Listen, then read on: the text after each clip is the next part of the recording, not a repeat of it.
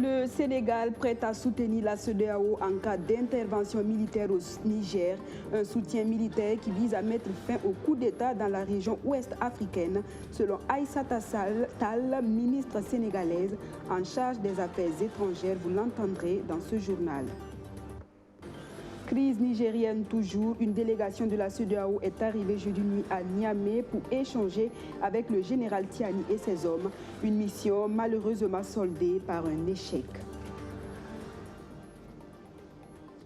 Voilà pour les titres de ce 13h sur BF1. Merci de nous choisir. L'hebdomadaire Conseil des ministres pour ouvrir ce journal. Plusieurs sujets d'intérêt national étaient sur la table de discussion. Des décrets notamment ont été adoptés. Il s'agit entre autres du décret portant définition des juridictions des missions diplomatiques du Burkina Faso à l'étranger, 8 ans après celui de 2015. Au titre du ministère en charge de la fonction publique, 3 décrets d'application de la loi portant pupilles, héros, martyrs et invalides de la nation ont également été adoptés. On écoute à ce sujet le ministre en charge de la fonction publique, Bassol Mabazi. Le Conseil des ministres de ce jour a adopté un certain nombre de documents assez importants. Le premier, parmi lesquels je suis chargé d'exposer, le premier porte sur les pupilles de la nation, les invalides, et puis également les héros de la nation. Vous savez très bien qu'il y a eu des lois qui ont été adoptées, jusqu'à 3 lois. Il y a la loi numéro 03-2022, du 10 juin 2022, qui porte sur le statut de pupille de la nation. Il y a également eu la loi numéro 004-2022, du 10 juin 2022, qui porte sur le statut des martyrs et d'invalides de la nation. Et il y a eu la 3e loi numéro 005-2022, du 17 juin 2022, qui porte sur le statut des héros de la nation. Et vous savez très bien qu'une loi, pour l'opérationnaliser, il faut forcément des décrets d'application. Donc aujourd'hui, il y a eu l'adoption de ces 3 décrets d'application, dont les objectifs résumés de ces 3 décrets d'application peuvent être articulés à 5 niveaux. Le premier niveau, en termes d'objectifs, c'est de mettre en place une commission qui va essayer d'instruire l'ensemble des dossiers qui sont en relation avec ces questions de pupilles, héros et martyrs de la nation. Le deuxième objectif qui est visé ici, c'est de mettre en place un mécanisme qui soit à mesure de lever tous les boulots d'étranglement en termes de traitement d'entrave qu'on va rencontrer dans les différents dossiers. Le troisième objectif, c'est la procédure d'adoption d'un dossier qui concerne une personne ou un enfant qualifié de pupille de la nation. Il faut essayer de vérifier, voir si la procédure qui a été entamée permet véritablement d'aboutir à un certain nombre de caractéristiques qui permettent de dire qu'effectivement, voilà, la personne qualifiée de pupille de la nation, d'héros de la nation, au martyr de la nation. Et le 4e objectif, c'est de déterminer les avantages qui y sont conférés par le décret qui a été pris, le niveau de matériel, le niveau financier qu'il faut débourser pour pouvoir accompagner la mise en œuvre de ces différents décrets. Et le 5e objectif, c'est de préciser la composition de dossiers qu'il faut pour pouvoir reconnaître un enfant comme pupille de la nation, une personne comme héros de la nation, une personne comme invalide de la nation. Quelles sont les caractéristiques, quels sont l'ensemble des documents qu'il faut réunir. Le deuxième document Crise nigérienne à présent, le Sénégal prêt à accompagner la CEDEAO en cas d'exécution de sa menace d'intervention militaire à Niamey pour rétablir l'ordre constitutionnel normal. Annonce faite par le ministre en charge des Affaires étrangères Aïssata Tall. Aïssata Tall qui explique que cette décision du pays de la Teranga vise à mettre fin au coup d'État militaire dans la sous-région ouest africaine. Je vous propose de l'entendre. Sur la CEDEAO, est-ce que nos soldats vont y aller? D'abord, dire pourquoi nos soldats doivent y aller. Ils doivent y aller pour 2 raisons. La première, c'est que nous sommes dans une organisation communautaire qui en a décidé ainsi et qui s'appelle la CEDEAO. Et le Sénégal a une signature internationale. Il ne peut pas être membre de la CEDEAO et se soustraire aux décisions que la CEDEAO, au sommet des chefs d'État, prend. Et le Sénégal est un membre éminent de cette organisation communautaire. La deuxième, c'est que la conviction du Sénégal, c'est qu'il faut arrêter ces coups d'État. Voilà pourquoi on y va. Maintenant, j'avais pensé que vous alliez me demander pourquoi on ne l'a pas fait pour Mali, pourquoi on ne l'a pas fait pour Guinée, pourquoi on ne l'a pas fait pour Burkina et pourquoi on le fait pour Niger. Si je donne une réponse simple, je dis parce que c'est le coup de trop. Mais si je donne la vraie réponse, c'est parce que la CEDEAO a voulu éprouver sa patience et son dispositif jusqu'au bout. En négociant des transitions avec le Mali, en négociant une transition avec la Guinée, en négociant une transition avec le Burkina, pour leur dire, vous avez pris le pouvoir pour de mauvaises raisons. Parce que rappelez-vous, que nous disent ces jeunes pour prendre le pouvoir, nous voulons mettre fin à l'insécurité. Est-ce qu'il y a une seule fois où il a été mis fin à l'insécurité? Ce qu'on a constaté, c'est qu'une fois au pouvoir, les militaires se sont installés dans les postes de civils, y compris des postes de gouverneur de l'administration territoriale, y compris des directeurs généraux d'électricité, des directeurs généraux des services d'eau. C'est ça, lutter contre l'insécurité. Voilà pourquoi la CEDEAO a pensé que maintenant, il faut y mettre fin. Cette question, justement, d'intervention militaire de la CEDEAO au Niger a été abordée hier à notre entretien hebdomadaire avec notre confrère de la Voix de l'Amérique, avec Abdourahmane Dia. Nous avons parlé de la crise nigérienne et des issues possibles pour une sortie de crise. Nous vous proposerons un extrait de cet entretien en cours d'édition. Toujours sur la crise nigérienne, une délégation de la CEDEAO conduite par l'ex-président nigérien Abdoulaye Sami Aboubakar est arrivée jeudi nuit à Niamey pour s'entretenir avec la junte au pouvoir. Aussitôt arrivée, elle a rebroussé chemin pour cause. Les nouvelles autorités du pays n'ont pas reçu les envoyés de l'organisation sous-régionale. Une mission soldée donc par un échec suivi. La mission de la CEDEAO à Niamey s'est soldée par un échec. Les envoyés de l'organisation régionale n'ont pas été reçus par le chef de la junte. Des milliers de manifestants rassemblés jeudi à Niamey ont exprimé leur mécontentement face aux sanctions de la CEDEAO en marge des célébrations de l'indépendance.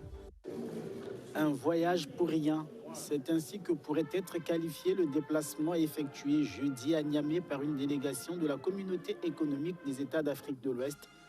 Et pour cause, elle est repartie de la capitale nigérienne quelques heures après son arrivée sans avoir rencontré ni le général Abdourahmane Tiani, ni le président renversé Mohamed Bazoum.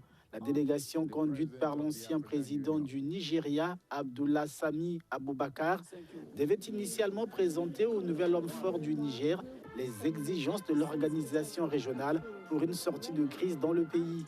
Sous le coup d'un ultimatum de la CEDEAO qui expire dimanche, la junte au pouvoir au Niger a fait savoir jeudi qu'elle riposterait immédiatement en cas d'agression ou de tentative d'agression.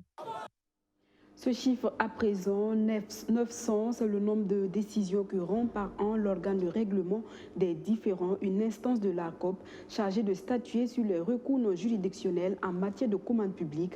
Au regard donc de ces missions, les membres de la dite instance étaient en conclave à Ouagadougou en vue d'échanger pour relever les défis qui se présentent à leur organisation. Bamouri Traoré, Archimède Boy. Les 24 membres qui constituent l'organe de règlement des différends rendent en moyenne 900 décisions par an. Un chiffre qui pourrait s'accroître, et ce au regard du nombre élevé de requêtes qu'ils reçoivent régulièrement. Afin donc de mieux trancher dans les différentes affaires, ces acteurs sont en conclave à Ouagadougou. Il s'agit pour eux de mieux accorder leur violon pour relever les défis qui se présentent à leur structure. Il n'y a pas moins de 900 plaintes que l'ORD traite. Ça veut dire que les acteurs ont confiance à l'ORD.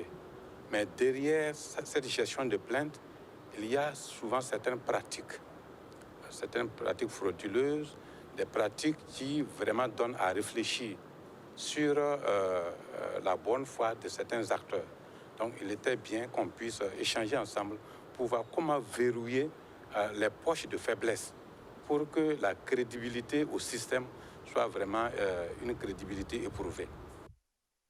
Cette rencontre d'échange et de partage d'expériences intervient au moment où se tient la relecture des textes relatifs à la gestion de la commande publique.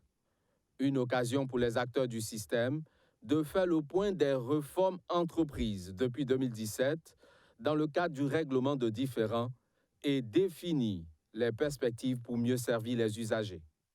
Cette rencontre a été commandée au regard de la relecture des textes en cours.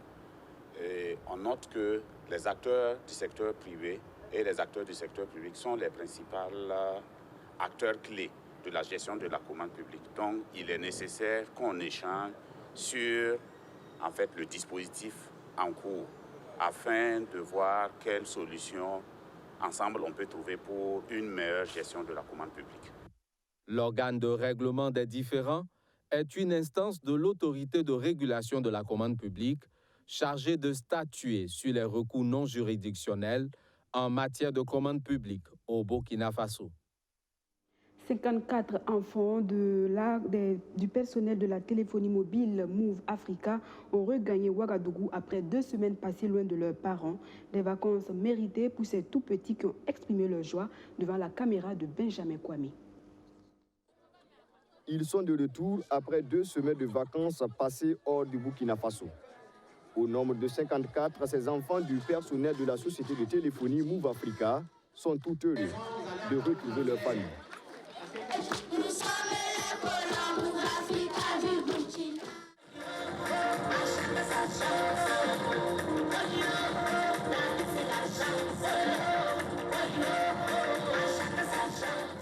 Ces enfants ont mis leurs vacances à profit en visitant le Ghana et ses sites touristiques emblématiques.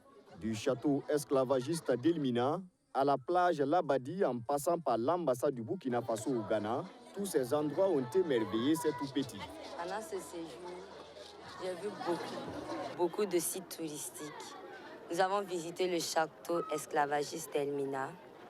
Nous sommes allés à la plage.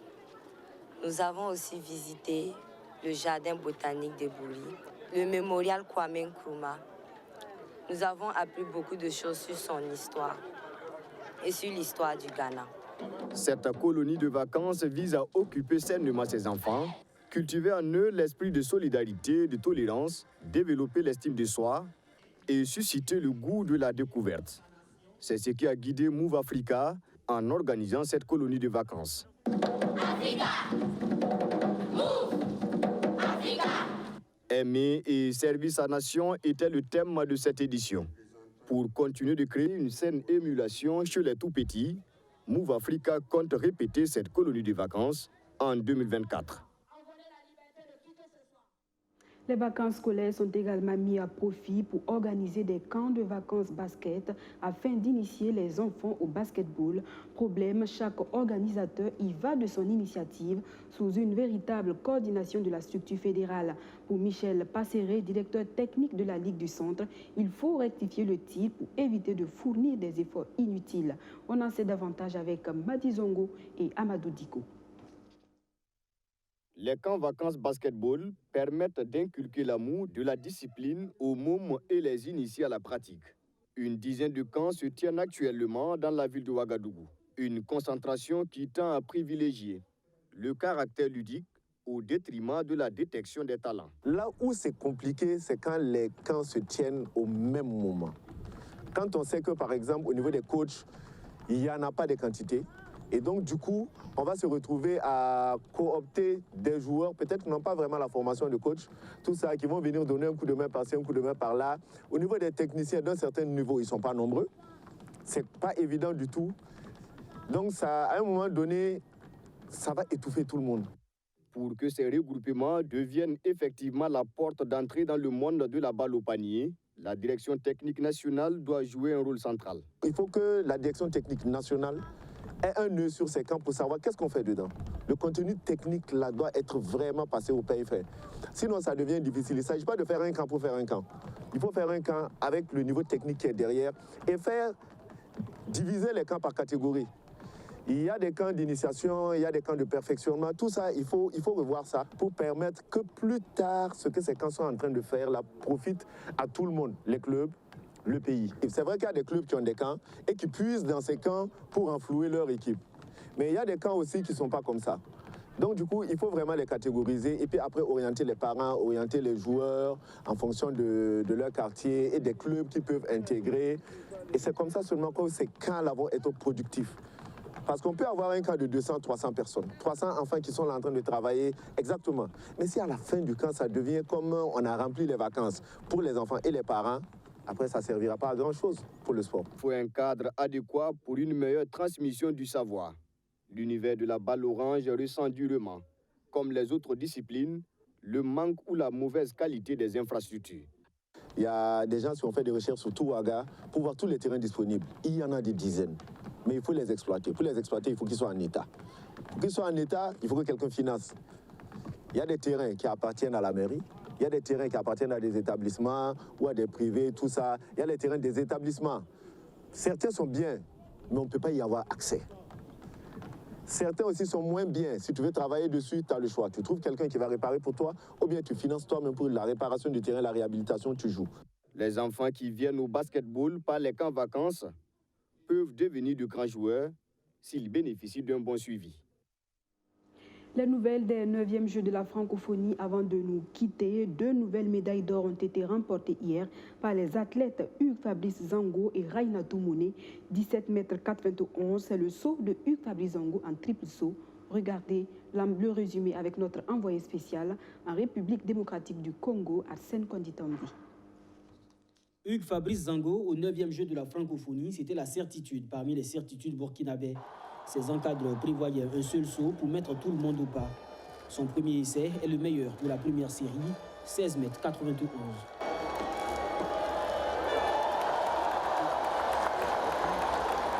Son meilleur concurrent est le Sénégalais Ahmad Faye. Il fait un bond du 16 mètres 61 au premier essai.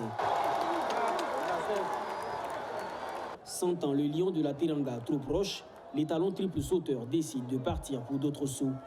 Il améliore ses bonds au fur et à mesure, jusqu'au 6e, où il casse le record des Jeux, 17 mètres 11.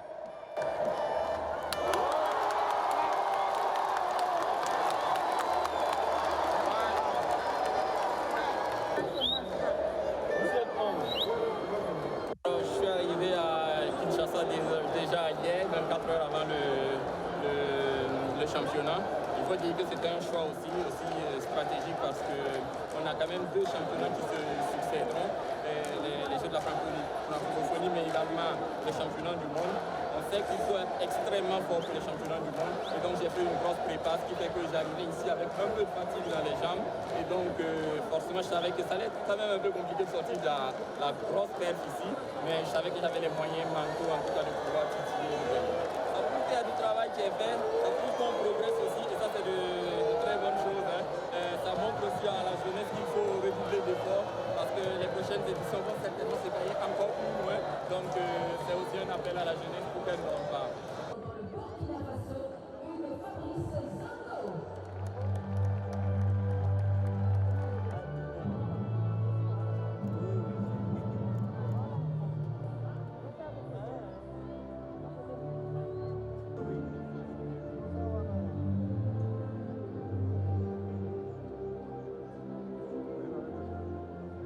Journée la plus prolifique du Burkina Faso depuis le début des Jeux. Rainatou Mone, l'athlète vivant avec un handicap visuel, s'offre une médaille d'or en saut en longueur T13 avec une performance de 3,96 m. Deuxième médaille d'or pour elle dans la compétition. 2 jours en arrière, elle avait déjà obtenu une médaille d'or aux 100 mètres T13.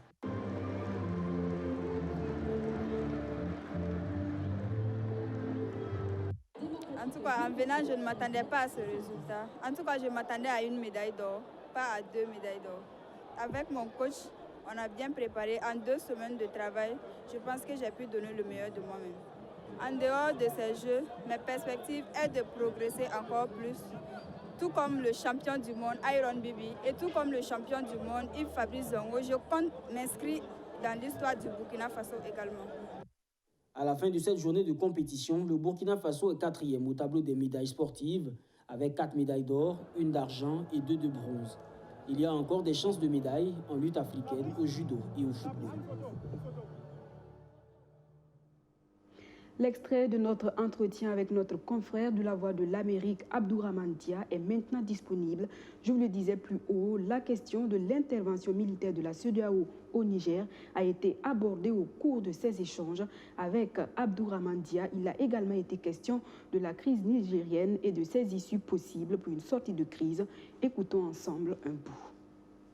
Alors certains pensent que j'ai parlé en fait il y a quelques jours à un analyste nigérien qui disait que l'option militaire vraiment n'est pas souhaitable. Même il était préférable peut-être de rester sur les sanctions économiques qui sont déjà très dures, il faut le dire, et comme je l'ai rappelé, le Niger étant un pays enclavé, les conséquences sur les populations sont évidentes, mais l'option militaire est vraiment... moi, sans avoir vraiment de chiffres ou de me baser sur quelques sondages que ce soit, le sentiment qu'on a, c'est que c'est une mesure qui n'est pas très populaire. Maintenant, je peux me tromper. Est-ce que les gouvernements de la région, des autres pays sont prêts à aller à l'encontre de leur opinion publique? C'est aussi un autre débat et peut-être un risque à prendre. Ce qui est clair, la CEDEAO n'a pas de solution facile. D'un côté, on veut résoudre la crise et stopper cette spirale de coups d'État, et de l'autre, envahir un pays frère, comme on dit. Comment est-ce que ce serait perçu par les opinions publiques? Je pense que c'est la grande difficulté et le grand dilemme de la CEDEAO, ça c'est clair. Le Burkina Faso et le Mali... Voilà, on s'arrête là pour aujourd'hui. Merci de nous avoir suivis et excellente suite de programmes en compagnie bien sûr des programmes de la chaîne Au cœur de nos défis. Bonsoir, Chouf.